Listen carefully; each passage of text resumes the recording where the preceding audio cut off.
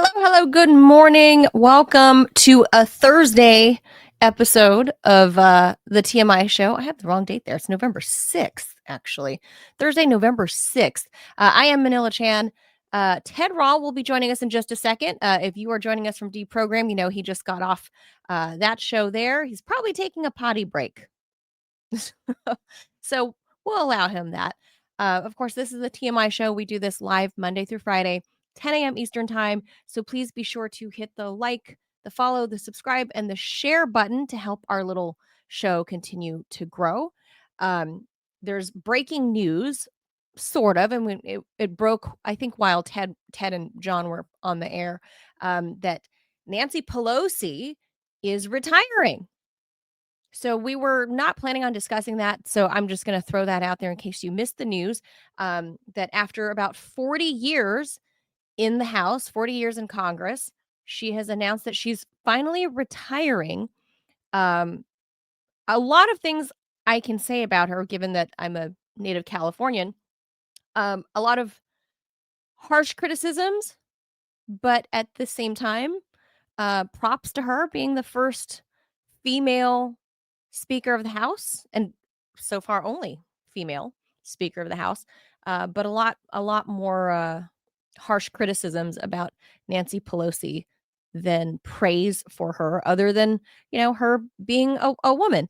And there's Ted. Ted, I was just breaking the news about Nancy Pelosi retiring after 40 years. That we'll save that for another day, but I'm sure her daughter, what's her daughter's name? Alexandra Pelosi or something like that. Yeah, I think that's right. Alexandra, maybe? Alexandra. I think she's some sort of like filmmaker, right? Yep. I'm She's a documentarian. Right. I'm sure her daughter produced that 6-minute video that she put out to announce her retirement, and it's all patriotic and rah, rah, rah. I love San Francisco. But, long storied career for many reasons, but we'll save that for another day. But yeah, that was the breaking news in the past hours after helping found the country, the United States of America, and like knitting the flag with Betsy Ross, right? I mean, that's how long she's been around. No, I thought it has been a time. It has been a day or two. But look, she's doing the thing that the other California lady didn't do, Dianne Feinstein, which was cling to power literally until the day she died. So I guess that's good if you're trying to make room for the younger generation, I suppose. You didn't die in office. Sure. I mean, it's a little bit late to say that she's stepping aside before she gets old. But look, she's not senile. I mean, she's very fit mentally and physically, as far as we know. And so she looks great for 85. I mean, she's had some work done, of course, obviously. Yes. She looks great for 85. I would love to have seen what she looked like when she was like 22, but I don't think photography was out yet back then. I don't think they had cameras. So. No. I think they had portraits drawn of her when she was 22. Etchings, petroglyphs. 187 years old, Nancy Pelosi. No, but you're right. She's been there a long time, and I'm curious to see who she, if anybody, if she has groomed to take her place, because I don't see it, but we'll see next year. So she's waiting till her term expires. If she doesn't expire first by next election. Now you're making me do the aw. Well, I mean, it's true. Dianne Feinstein literally clung on. She's like, I'm going to stick around till the next election. And then she didn't make it.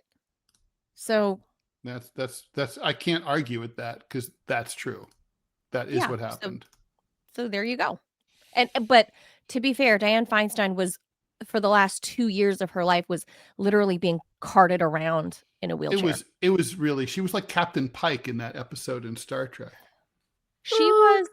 It was a fucking embarrassment. She was Weekend at Bernieing the whole thing. Like, she wasn't even pulling the levers to vote. Like, she She was frail. Nancy Pelosi is not like that, just so we underscore this. She is sharp as a tack.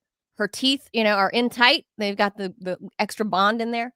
But yeah, so we'll see. Next year. I don't know what's going to happen to California and the party. Gavin Newsom is also, obviously, his term ends next year. So there's going to be a lot of stuff happening in my home state. I'm curious to see what happens. And oh, Adam Schiff taking on the senior role, I suppose, because, he went from congressman to senator. Oh, gross. What a gross person. Anyway, so let's get to all the stories. Ted's got a heart out. We gotta go. Let's Jaws it, Ted. Let's do it.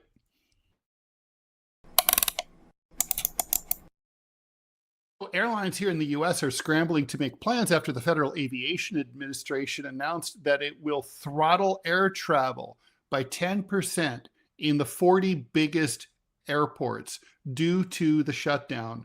The capacity cuts begin tomorrow, according to two sources familiar with the call between the major airlines, the FAA, and the Department of Transportation. There's I think the official order actually has now come down, but they are operating under the understanding that they will need to reduce their schedules by at least 4% by tomorrow, at least 5% on Saturday, and hit the 10% mark by Monday. Those plans could change, however, when the final order is issued. Sean Duffy is the Secretary of Transportation, calls these cuts necessary to reduce stress on air traffic controllers who've worked without pay since the shutdown began last month. Airports have faced off and on delays for weeks as some air traffic controllers call out sick. Several airline sources describe confusion about how the policy will be applied and whether or not it'll be tied to actual air traffic controller staffing levels. The FAA has not released a list of the 40 cities that will be hit, but they're going to include, among others, New York John F. Kennedy Airport, Newark, New Jersey International Airport, Washington Dulles, and Washington National, and LAX. Airlines were expecting increased travel volumes this weekend anyway, due to the 3-day Veterans Day weekend. There's also the potential for some bad weather in the upper Midwest. The DOT is not responding to requests for comment. Well... Yeah, here we go. Nice country we've got. It's totally first world. I mean, like we're kicking. We're doing great. We're doing great. Bridges aren't collapsing or anything. Sean Duffy, our illustrious leader of DOT, alumni of The Real World on MTV. What could go wrong, Ted? I mean, he can't be any worse than Mayor Pete, right? I mean, Mayor Pete was like an absentee DOT guy. Sean Duffy's at least there when the cameras are there, So, but there was no government shutdown, at least not to this extent, ever, and certainly not during the Biden administration. So this is going to be a really shitty Thanksgiving, I project, given that Trump has now flip-flopped again on funding SNAP. So states are really just taking a shot in the dark if they're able to fund their local program, right, in their home state. Trump is like, I'm not going to replenish the program until you guys reopen. I don't know, I don't know anymore who to point the finger at, and it doesn't even matter.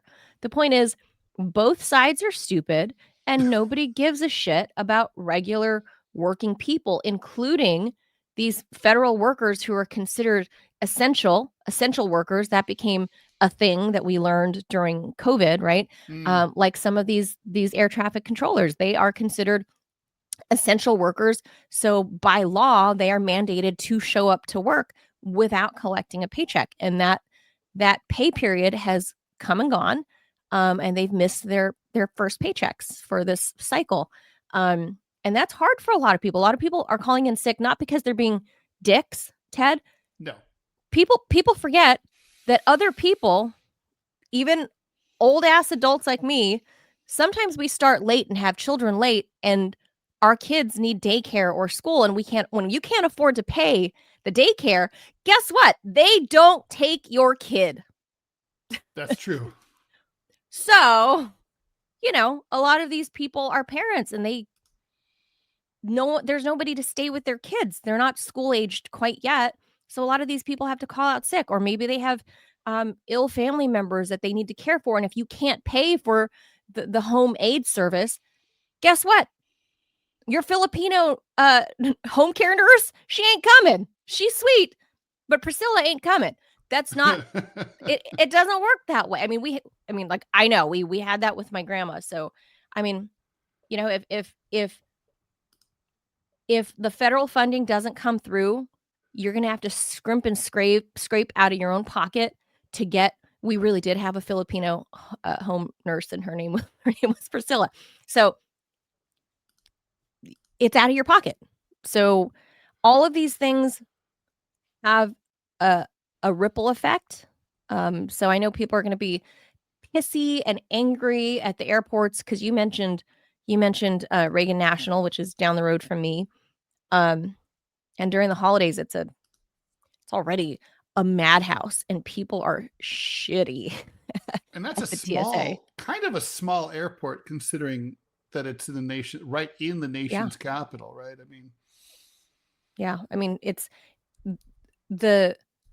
It's very small considering how many flights come and go from there, and how busy it is. And if you don't have the federal workers to run the airport, I can only imagine, like, not that I was planning on traveling this month, but it's going to be horrible. And because of where it's situated, Ted, the off ramp from the GW Parkway goes directly into the airport, right? So if the on and off ramps get fucked up because there's no cops to direct traffic or whatever, because it's different, like the aviation police are different at the airport, and they have like their own like staff, right? So if things get closed, or I don't know, like trash cans aren't emptied or whatever, it all spills over into the GW Parkway or into US 1, and the roads will be horrible. Like, now I can't, like, that's literally part of where I live. Like, it's in my commute zone to go to like the grocery store and stuff. So I'm going to steer clear of it starting tomorrow, because it's going to get hairy, and that has a trickle down effect to regular old, like housewives / moms like me. Right. It's just shitty. It's also going to, the thing is, I think people think, oh, it's 4% or 10%.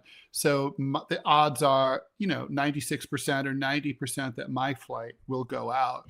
But that's not how it works at all. Everything is so interconnected, right? Like, so first of all, you might have 2 flights or 3 flights, and so you miss a connection, your whole itinerary gets borked. Or you might end up just simply being, like the plane that you needed was stuck somewhere else and didn't get to where it needed to go to come to you. Or other people who've been rerouted they end up bumping you from your flight. The point is, it's an exponential effect. I think it's like not unreasonable to think that probably 50% of all passengers will be affected with slowdowns or cancellations due to the ripple effect. And if you add a few storms in there, good luck. Oh, I know. And like I said, holidays are going to, like, this Thanksgiving is going to be a skinny holiday for a lot of Americans that rely on SNAP. And then you add this in there. It's gonna be ugly, because there's no end in sight, Ted, to this government shutdown. No. And nobody on either side quite has any leverage, and nobody really views this as they've got anything to lose, because they personally are not impacted. And there's some people making noise. Like, I'm shocked, but maybe not so shocked. But Josh Hawley Missouri, is it, I think? He's Yes. he's usually a very right-wing conservative, he has actually come out now and said that he doesn't care who the blame gets pointed at or who the credit gets attributed to, that this just needs to end and we need to fix SNAP. We need to, not impede travel because the holidays are coming. So I'm kind of shocked that he's saying it. But like, who's offering solutions, Ted? Nobody's offering solutions. Nobody's saying, okay, well, I'll do this, but you have to give us that. And now all we care about is, oh, Dick Cheney died. Oh, Nancy Pelosi's retiring. Like, really? Do we actually care? How does that impact daily Americans' daily lives? Like that, it just doesn't. But that's all the news is talking about is, oh my gosh, Nancy Pelosi's retiring. Who cares? She's Yeah. 1,000 years old. Well, yeah, that's true. Although, I mean, look, here's the thing. You and I both know that it's the Republicans who are getting eaten alive on this shutdown. And you can say it's fair or not fair, whatever, but it's what's happening. And so, I'm predicting here that around the 15th or so of this month, the Republicans are going to give the Democrats the renewal of those Obamacare subsidies that they want, not least because also their own constituents need them. Well, there's that, Ted. Don't be silly. And it is open enrollment season, by the way, for as long as you might have your health care. You can keep your doctor if you ever had one. I'm just gonna point this out because I got to find a different plan for dental work, dental stuff. I got to see what my dentist. He no longer takes the plan that we had, so I'm like, dude. Although I had to second guess my dentist, Ted, because he bought a Cybertruck. Oh, really? Like recently? Yeah. I don't know how I feel about that. Not because it's I'm anti Elon Musk. I don't like the Cybertruck. Yeah, because I'm like, I'm gonna question your judgment as a dentist, as a medical professional. You bought a Cybertruck? Like, you're rolling around. You're a dentist. You're rolling. I don't know anyone who has one, but I mean, I think from what I've heard, people who have them like them. I mean, they're probably impossible to parallel park. Well, it's a death trap. We talked about that. It is a death trap. So I'm like, it's open enrollment season. He has now stopped taking my dental plan. Should I bother changing dental plans? Or should I stick with the Cybertruck dentist that I do like as a dentist? That's a toss-up, Ted. Yeah. I don't know. I mean, so I don't look. The thing is, well, anyway, we should move on. Yeah, but yeah, just funny side note. It is open enrollment season. And then you may or may not have insurance when the government ever reopens. So there's that. All right. So here's a story that I love. The realtor in me, the realtor and presently unemployed housewife in me. I love this. I love this, love this, love this. Okay. Here's the article. It says, for years, tech companies and real estate agents have sold the promise of the fully automated smart home, a space where voice-activated lights, cameras, and climate systems work seamlessly together. But in 2025, a growing share of homeowners seem to be moving in the opposite direction. The same technologies that once promised convenience and control are now being reassessed as many Americans reconsider what kind of home feels the most comfortable. Rising costs, privacy concerns, and digital fatigue are fueling an unexpected dumb home movement. Where how about a retard home? Oh, it's a smart house. That's like in San Francisco. It falls down on you during an earthquake. Oh, well, that's different. This, smart connected homes versus the dumb home. So I'm a fan of the dumb home. I like keeping my home or the retard home. I like fine, I will take it. I like that. So there's a dumb home movement where simplicity is the appeal. Beth McGroarty, vice president of research at the Global Wellness Institute, told media that homeowners are moving from these like NASA style setup houses. I mean, and if anyone's just kind of peruse like Redfin or whatever, you'll see these houses have like a command center.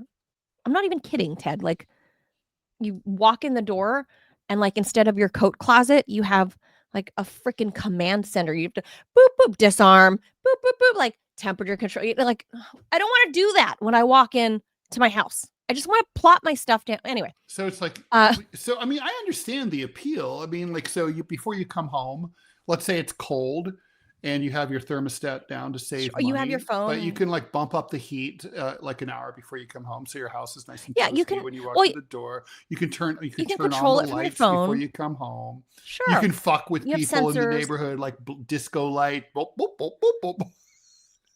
Yeah, like you can't. I get some of that appeal, but now people are moving. The article says people are moving toward manual switches. Or you mean regular light switches?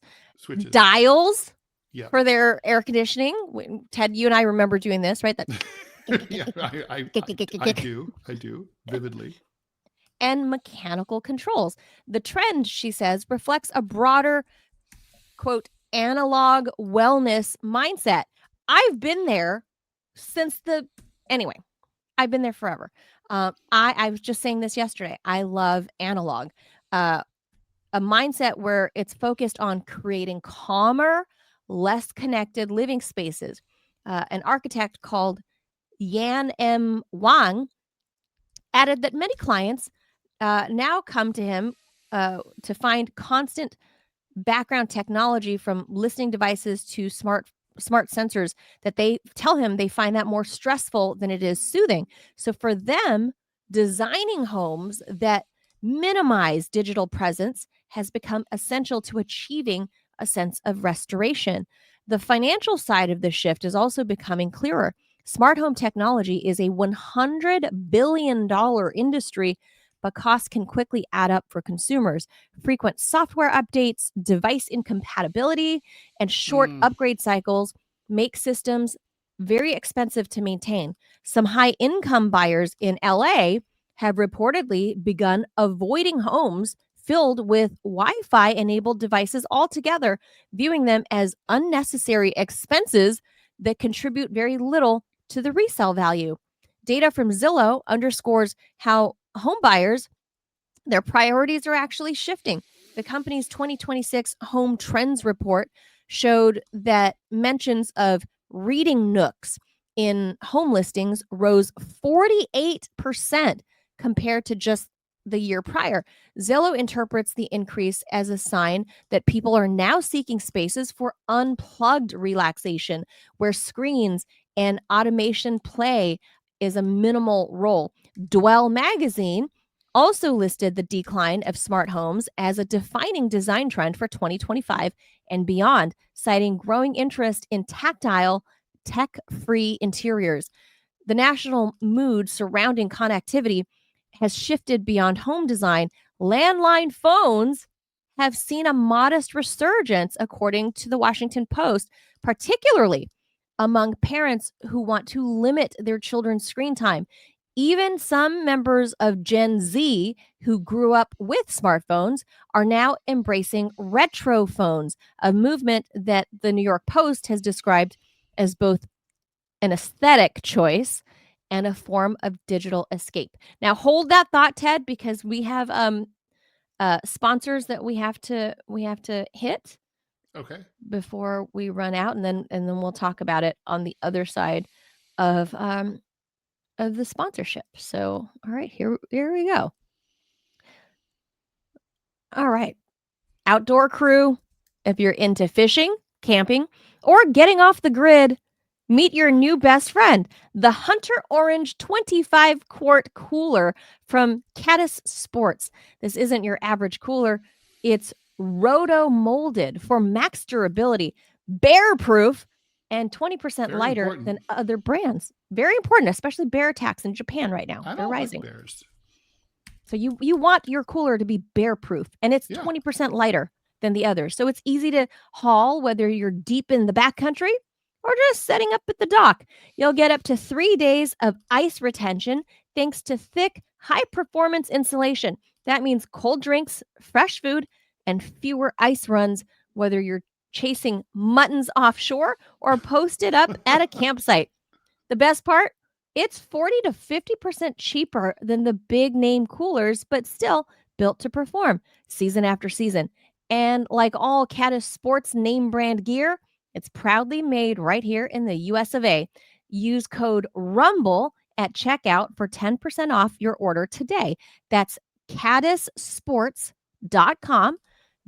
Go grab the Hunter Orange 25 quart cooler and keep your next adventure ice cold. I like it. Like Nancy Pelosi's blood in her veins. Ice cold. She is a boss. Love her or hate her, she's a boss. But yeah, so Ted, I love this dumb home thing. Obviously my home studio, because of what happened with COVID and whatever, I have too much technology happening in this room, and I'm trapped in this room, like many hours of the day. The rest of my house is not smart. I don't like it. I even have guilt about the Wi-Fi, that the fact that my house has Wi-Fi going through it, because I feel like I have this toxic radiation in the air. Right. But everything else is tactile in my house on purpose. Like, my husband's asked before if I want to upgrade to this or that. And I'm like, no. When we were buying, Fuck no. fuck no, a whole new refrigerator and stove setup for the kitchen. Of course, they tried to pitch us a couple of years ago. Like the smart fridges that'll fucking talk to you or tell you that some of your shit's running low, like your orange juice is low. And I was like, hell no. Like, I don't want LG to keep track of everything that comes in and out of my fucking refrigerator and sending it to South Korea in real time, right? And for LG to know everything I have all the time, just to remind me on my phone, on the app, you're running low on orange juice. Like, I don't want that. I don't want the NSA knowing more than they need to. I was going to say privacy's an issue here. I don't want any of that. And not to mention there's been all sorts of hacking that could actually kill you, right? Oh my God. For example, you could or turn up scare the shit out of you. Yeah. I think on our old show, we talked about hackers who would bust into people's smart homes and like turn up their thermostat to like 100 degrees and, or spook the babies with their baby monitors, their connected baby monitors. Like, fuck that. By the way, and there's a lot of stuff I don't even understand, like why it exists. Like, okay, so I saw there are washer dryers with Bluetooth connectors. Yes. Why? What for? I don't understand. I mean, because it's like, here's the thing. Physically, you have to be in situ in order to put the laundry in and move it from one to the other. You can't push a button and have like a bot move your stuff from the washer to the dryer. If you could, that would be very convenient, but you can't. So like, if your shit's already loaded, in the wash, why then wouldn't I just turn the dial and press the button? Because you're there. I mean, like, Ruben Bowling. Why would I want to be at work and be Tom like, the Dancing Bug, which is a cartoon by Ruben Bowling years ago, had a cartoon talking about like if a DVD player had an eject button on the remote control, how that would be the stupidest thing of all time. Because after all, to get the DVD, you have to get off your ass and walk over to the tray. And yet, guess what? They did develop DVD players with the remote control exit button. And have I used it? Yes, I have. But it is kind of dumb. I mean, and also, to me, the big takeaway is I always think about, my father was an aeronautical engineer, and he talked about how Murphy's Law would really apply. Anything that can go wrong must go wrong. I'm from Dayton. Murphy was from Dayton. So it's personal for me. And the thing is that did he also make the bed? I don't know about that. I don't think so. He was an airman. Murphy was an airman. And so the point is, my father used to talk about how during World War II, a pilot the plane could be full of holes shot up by the Japanese, and he could crash land the plane on fire on the deck of an aircraft carrier in the middle of the Pacific Ocean, before it burned up, and maybe get out in time and save his life. Whereas he had an experimental plane where the plane disintegrated at altitude, and it turned out that a fly had walked across the motherboard and shorted it out. And so it killed, a $1 million a year training Top Gun pilot, and killed a prototype worth tens of millions of dollars.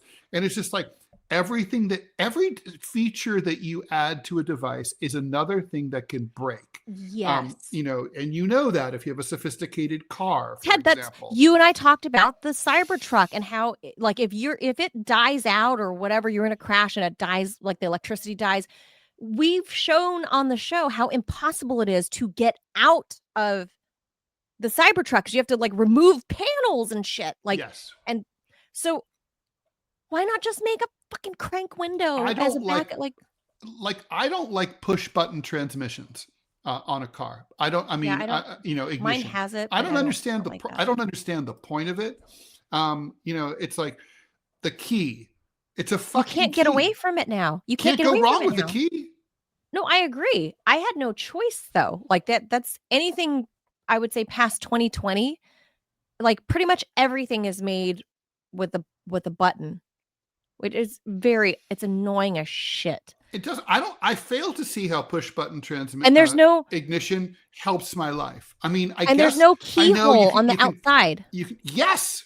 To enter your car. Like, what if the remote dies? What if my car has a if your little CR2032 like little disc battery breaks, then you're like locked out of your fucking car like a retard. I don't know how to get into my car, the new car after my old Volkswagen finally gave up on me.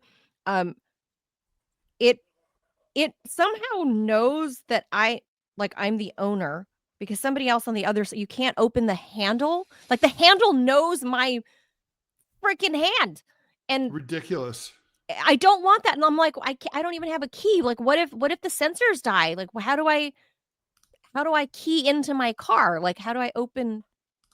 It's just more technology than I care to have. And especially in my house, I don't even like that the Wi-Fi, like I'm glad that people are moving back to this analog direction. I mean, I was joking yesterday about how I don't even like digital clocks in my house. I like old analog clocks.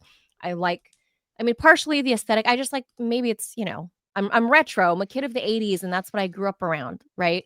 But I just feel like everything is an electricity drain. I don't want to rely on the grid for everything, right? I like being able to do for myself, and an analog lifestyle is part of that. Sure. And I hope it's part of the, like, it's just part of like the way I view the world is like analog equals do for yourself. I don't want to rely on everything else. And I don't want to have to call LG for every little thing that goes wrong because my stove and refrigerator are fighting now. Because like in an epic clash.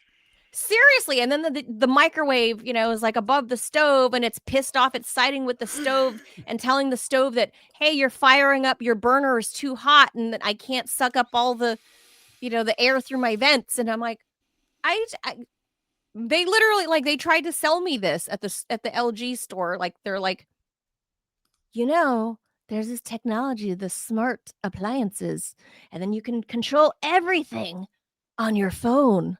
And I'm like, and you would want this. Why? Right. Like, why would I want to turn my burner on? Like, if the app turns on your burner, Do you really think it's smart to be cooking something on your burner when you're not home? That's a valid question.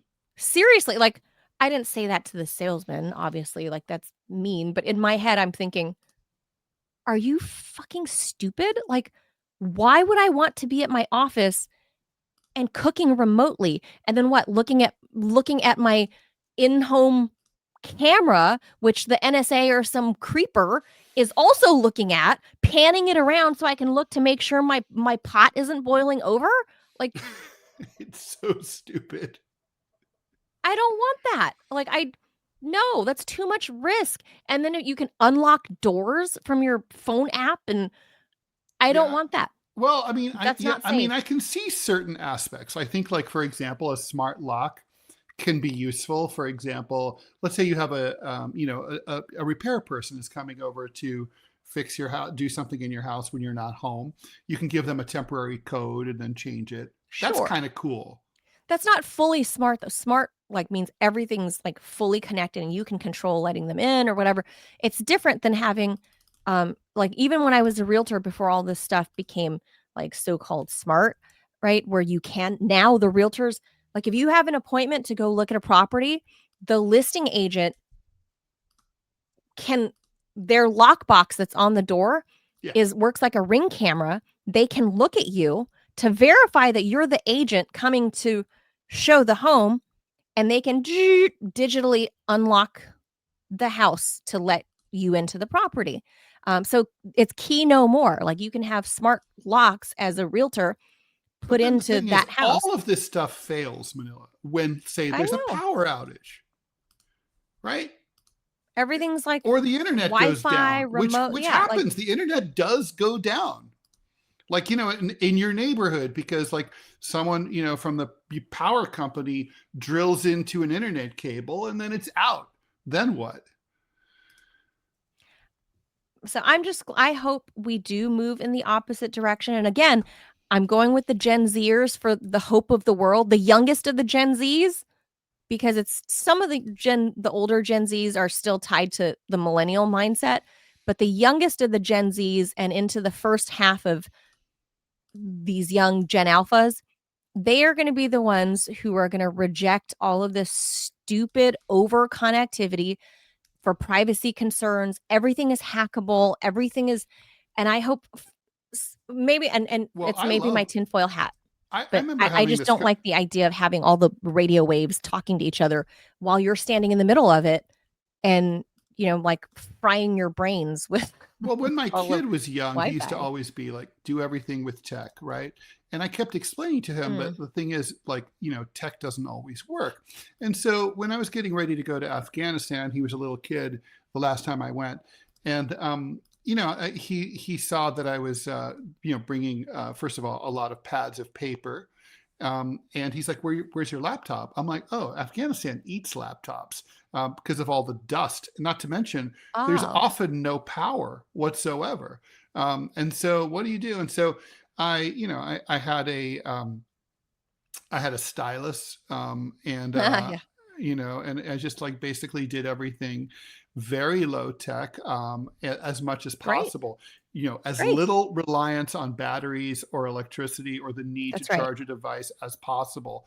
And we even had that argument about, like, handwriting. It was like writing cursives. He's like, "Well, you don't need to learn how to write cursives," and I'm like, "Well, the cursive wasn't originally come up with in order to be, like, pretty. It was because it's faster. That it's the fastest way to handwrite." And Yeah. and he's come to see that, and, like, he's really into retro technology now. Like, he's a Zoomer, and That's right. it's like he's learned. Well, the last thing I'll say about this is years ago with my old iPhone, when the iPhone still had the microphone, the jack, right? The headphone jack. Mm-hmm. You remember? Well, you and I had the same phone. So it had the Well, jack and mine, yeah, mm-hmm. Mine still has that. oh, you still have one that has that? Well, mine does not. The new you have a newer one now because Oh, your I old know what you're phone. talking about. Yeah, no, yeah, okay. the little hole. It doesn't have that anymore. They Right, don't right. make those anymore. Yeah. Um, Sadly, I miss it. Sadly. So that little hole, so what I found online, and Because maybe it back was then you could charge nostalgic. and use the headphone at the same time. Correct. But so when I don't know if I was feeling nostalgic, but this is like my old iPhone 7 or 8 or whatever. Um, I found on Amazon a handset, like an old school, the kind you'd hang up, like clink, you hang up on people. I found a Like handset. switchboard Susan. Yeah, like a real handset, like the handset you would pick up with the a rotary type phone, right? So that handset, but it had the microphone, the audio jack that plugged into my old iPhone, because I didn't like the idea of frying my brain holding an iPhone up to my face, right? Sure. And then so I would always talk on speaker, but then everybody can hear everything. So I found this and I thought, well, this is kind of great because it's kind of nostalgic. And I'd hold the phone, like this, like on your shoulder, like the old days. Well, like we remember the wedge, the Yeah, they put plastic. the wedge on it. Yeah.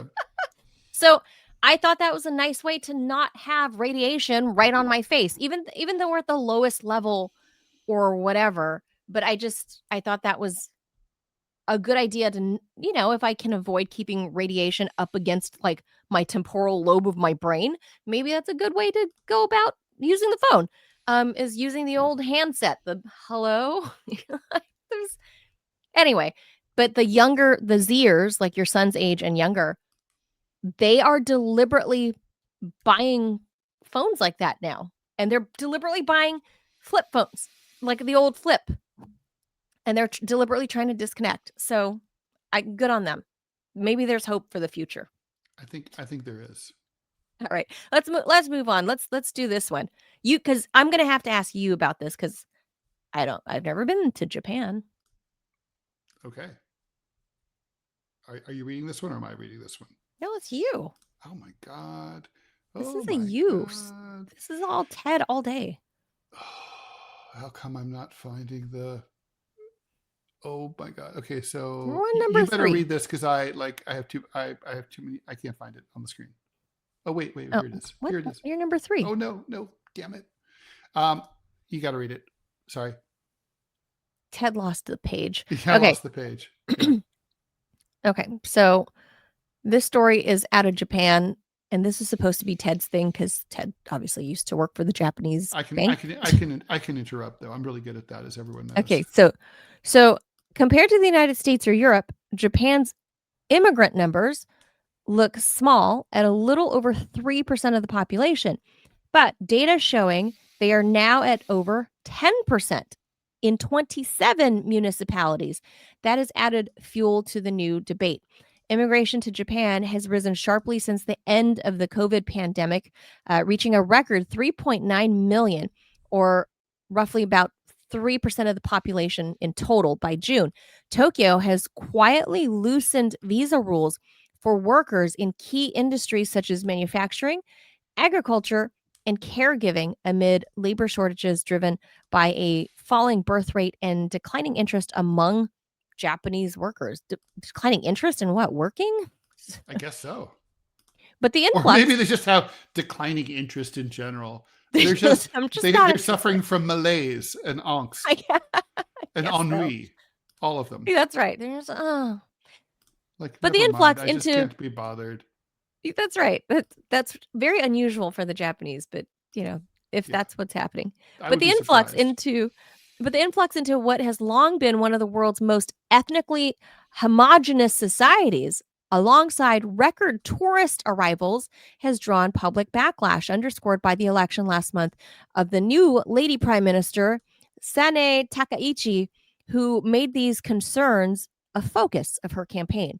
Worries that Japan's culture could be swamped by new residents and the tourists who have become increasingly important for the otherwise moribund economy have fueled the rise of anti-immigrant politicians.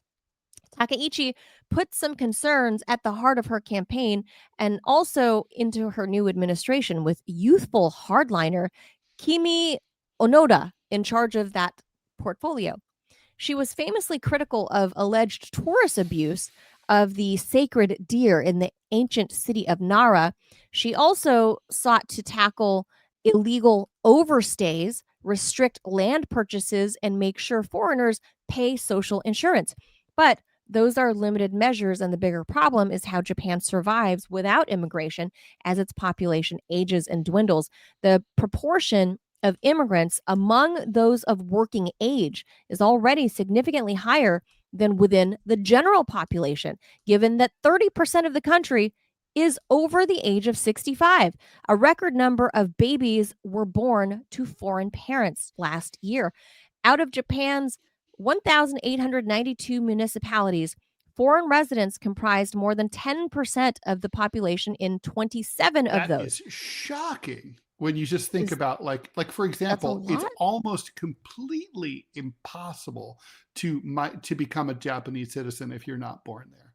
Oh, Even I if you're have married no to a idea. Japanese citizen, does not matter. It's basically impossible, and it's crazy. 10%. I mean, that reflects years of just neglect of their demographic crises.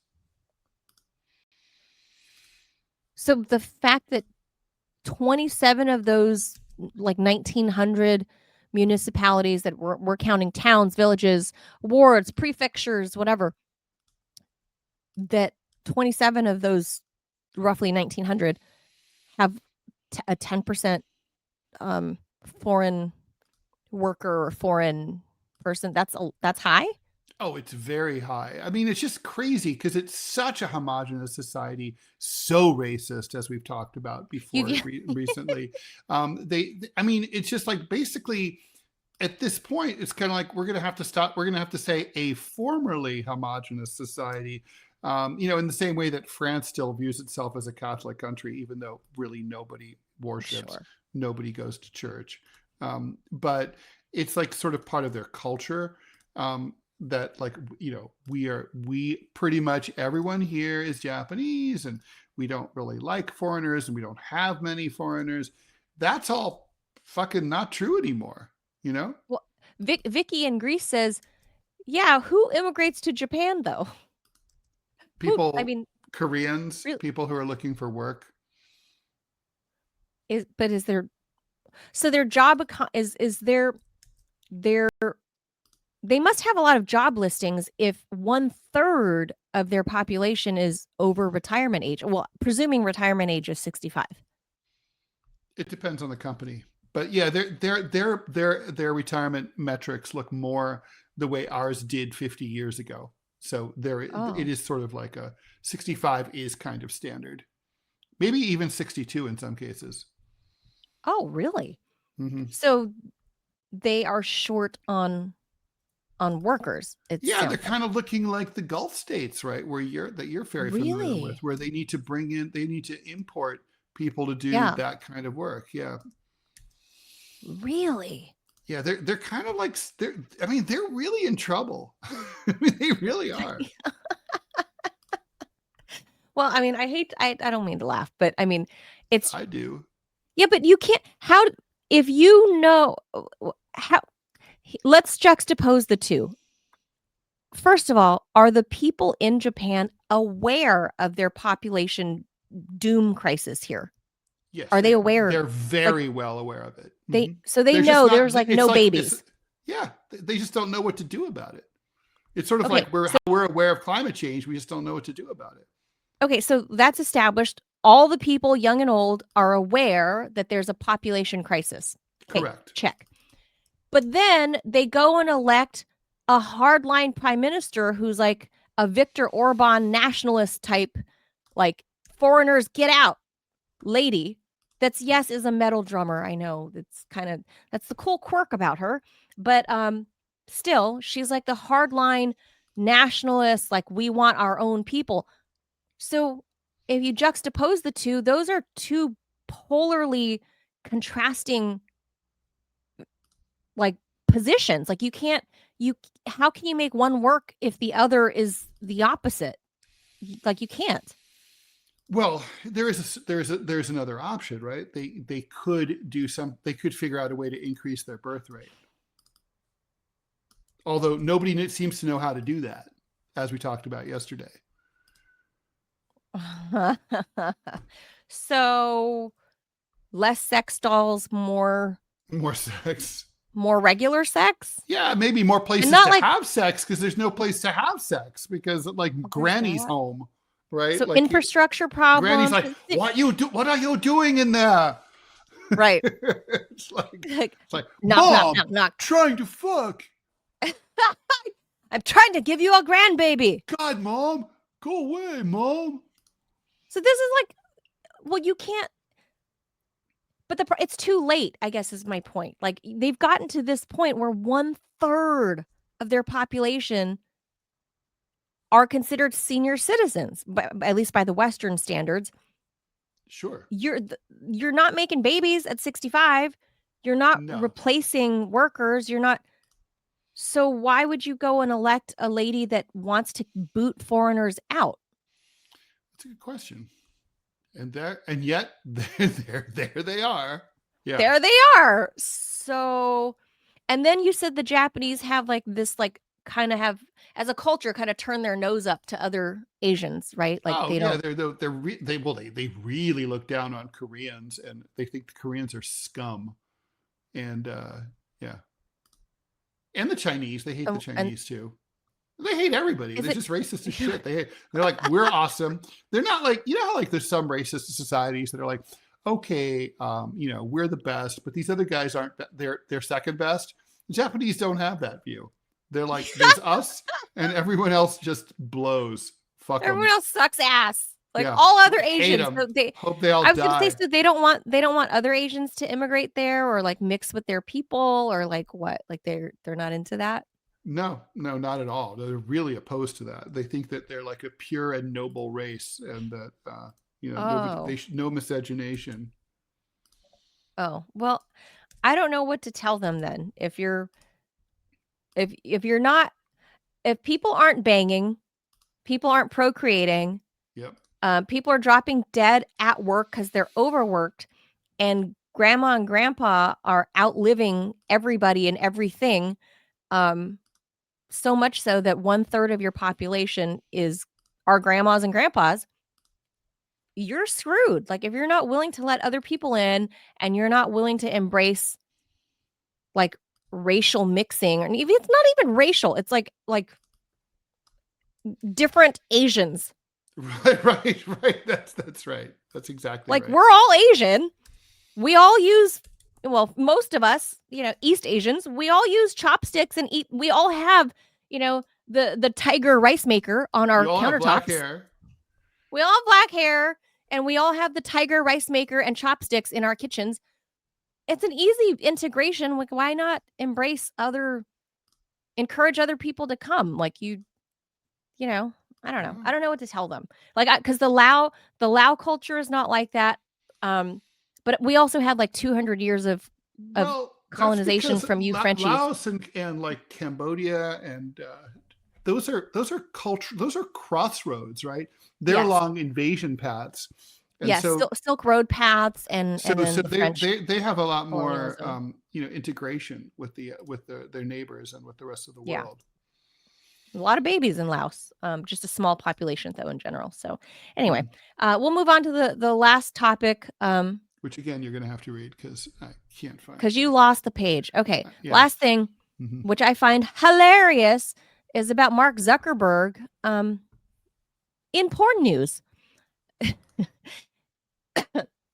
So after being accused of illegally torrenting pornography to train its AI systems, Meta is asking a court to throw out the case, arguing the content was likely for personal use. Meta also claims that there's no personal use. Really? Meta claims there is no evidence of them using the adult images or videos to train their AI system. So they're saying the case, the crux of the case is hooey, has nothing on them because it's probably for personal use, and porn is allowed for that. It's not used for business purposes. That's what they're saying. Now, we've seen several instances of AI companies being hit with lawsuits. Meta was served with another of these complaints in July filed by Strike 3 Holdings and the Counter Life Media Group, makers of popular adult entertainment brands such as Vixen, Tushy, Blacked, Tushy. and Deeper. According to Torrent Freak, the companies allege that Meta downloaded at least 2,369 of their movies since 2018 to train their AI. The claim stems from a lawsuit filed against Meta by a group of authors in 2024. After that case revealed Meta's torrenting activity, Strike 3 Holdings checked its BitTorrent tracking tools designed to detect copyright infringement of its videos. This revealed several corporate IP addresses identified as owned by Meta. It's further alleging that Meta concealed a stealth network of 2,500 hidden IP addresses. Why would Meta want to use almost 2,400 porn videos to train its AI? Strike 3 says it was to secretly train an unannounced adult version of its AI model powering Movie Gen. As such, the producer is demanding $359 million in damages. Meta, of course, denies all the accusations and has asked for the suit to be dismissed. It noted that Strike has been labeled by some as a copyright troll that files extortive lawsuits. The social media giant has several arguments for its defense. It notes that in 2018, when Strike 3 said the infringements began, it was years before Meta even started researching LLMs, which are large language models, which is AI, and generative video. Just a heads up, I have a hard out in 2 minutes. Yes, which began in 2022. There's also the important fact that Meta's terms prohibit the generation of adult content by its AI. As for the IP addresses being used as evidence, Meta says the small number of downloads, roughly 22 per year on average across dozens of Meta IP addresses, plainly indicates that the videos were torrented for personal use.